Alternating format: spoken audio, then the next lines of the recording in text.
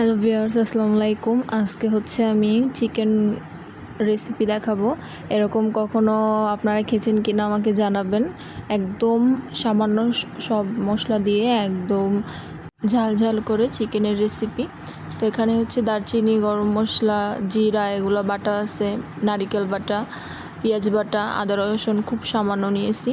আর হচ্ছে এখানে লেবুর রস নিয়ে নিচ্ছি, আর টমেটো সস নিচ্ছি, আর একদম আস্তা একটু দারচিনি, একটু তেজপাতা দিয়ে দিচ্ছি। এখানে সয়া সস দিয়ে দিচ্ছি, হলুদ গুঁড়ো দিয়ে দিব, তারপর হচ্ছে এখানে মরিচ গুঁড়ো দিয়ে দিব। মরিচটা আপনারা যে যেরকম ঝাল খান ওই অনুযায়ী দিবেন। আর এখানে লবণ দিয়ে দিচ্ছি, স্বাদ অনুযায়ী লবণ দিয়ে ভালোভাবে মিক্স করে নিয়ে একদম মশলাটাকে আগে ভালোভাবে মিক্স করে নিব। মশলা মিক্স করার পরে এখান থেকে হচ্ছে বাটি থেকে আমি একটা ছোট্ট বাটিতে নামিয়ে নিব মশলাটাকে। ম্যারিনেট করার পর আমি বাটি থেকে আরেকটা নামানো শেষ। এখানে হচ্ছে এখন ছোট্ট ছোট্ট করে চিকেনগুলো কেটে রাখছি, ওইটা হচ্ছে দিয়ে দিব। দিয়ে এই মশলায় হচ্ছে ম্যারিনেট করে নিব। আমি এখানে গোশত যে আলাদাভাবে, আর এখানে হচ্ছে সামান্য একটু লবণ দিয়ে দিব। আর এখানে গোটা একদম বড় বড় করে কিউব করা পেঁয়াজ কাটা আছে কিছু, এগুলো হচ্ছে দিয়ে দিচ্ছি। মিক্স করে এটা হচ্ছে আলাদাভাবে ভাজির মতো হবে, এর জন্য এরকম বড় বড় আমি পেঁয়াজ দিচ্ছি। দিয়ে দিব আস্তা, লবণ দিয়ে ভালোভাবে ম্যারিনেট করে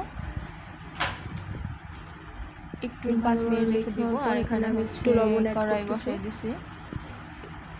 আর পানিটা শুকানোর পরে এখানে তেল দিয়ে দিব। তারপর হচ্ছে কড়াইতে গ্যাসটা অন করে তেলটা হালকা গরম হলে সাদা তেল দিয়ে দিব আমি।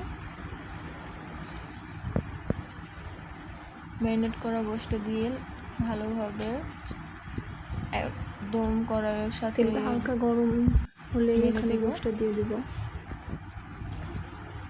একটু ফাঁকা ফাঁকা করে দিয়ে এখানে হচ্ছে চুলার আঁচটা বাড়িয়ে দিব। পেঁয়াজ সহ গোশতটাকে একদম কড়া করে ভেজে নিতে হবে। মাঝখানে একটু লাড়াচাড়া করে দিতে হবে, যাবে ওই পর্যন্ত আমার চারোপাশ যেন ভালো একভাবে হয়। আর এখানে 2টা শুকনো মরিচ দিয়ে দিব। তো এই ভাজার সময় হচ্ছে শুকনো মরিচটা দিব, কারণ হচ্ছে পরে আমি এটা যদি দিই তাহলে এর একদম ভাজা ভাজা হবে না। এই গোশতটা এরকম লাল করে ভেজে নিব। সব কিছু মোটামুটি ভাজা হয়ে গেছে, পেঁয়াজটা অবশ্যই লাল হয়েছে দিয়ে দিব। তো এরপর হচ্ছে বাটা যে মশলাটা আমি ম্যারিনেট করে রাখছি ওইটা হচ্ছে এখানে দিয়ে দিয়েছিল রুটি দিয়ে খাওয়ার জন্য। খুব সিম্পলভাবে অল্প মশলা দিয়ে মশলাটা দিয়ে একদম এরকম লাল লাল করে ভেজে নিব, কষিয়ে নিব। এখানে আর কোনো পানি অ্যাড করবো না, আমি যে মশলাটা করে রেখেছি এটা দিয়ে ভালোভাবে কষিয়ে নিব।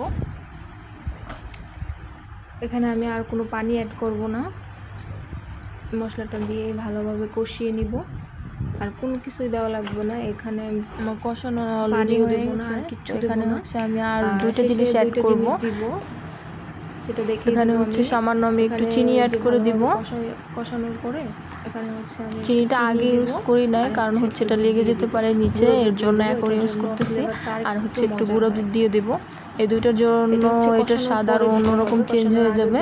এটা হচ্ছে অন্যরকমের আবার একটা ফ্লেভার হয়ে যাবে, পুরো নিচে লেগে যেতে পারে। এই যে এখন হচ্ছে আমার রান্না অলরেডি চিনি দিয়ে দেবো শেষ হয়ে গেছে। তো এখন হচ্ছে আমার ছেলে একটু বলতেছে আমাকে একটু দাও, এর জন্য ওরে আমি আলাদা করে নামিয়ে দিচ্ছি। এটা হচ্ছে তো এইটা হচ্ছে অনেক বেশি পছন্দ করে চিকেনের এরকমের ভাজাটা, তো রুটি দিয়ে খেতে বেশি পছন্দ করে। তো এখন গোশত চাইতেছে যে গোশত দিয়ে দাও। হয়ে গেছে, তো আমি এটা নামিয়ে নিয়েছি। এখন আমার ছেলেকে খেতে দিব। আমার ছেলে এটা খুব পছন্দ করে, রুটি দিয়ে খেতে খুব বেশি পছন্দ করে। তো এখন ও রুটি খাবে না, ও বলতেছে শুধু গোশত খাবো, তাই জন্য ওরে শুধু গোশত দিলাম। দেখি ও কী বলে।